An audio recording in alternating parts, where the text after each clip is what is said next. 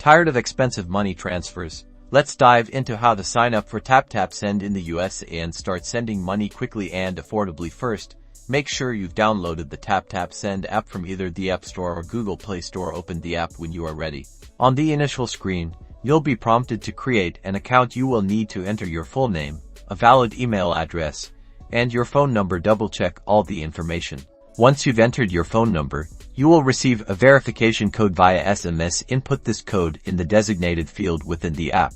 Next, it's time to verify your identity. You will need to provide documents like a driver's license, a state ID, or a passport. Follow the in-app instructions to upload clear images of your document. After that, you will add your payment method. You can choose to connect a bank account or a debit card. If you select a bank account, the app will likely provide you with instructions for connecting your bank. If you choose to pay via card, enter the card details as requested.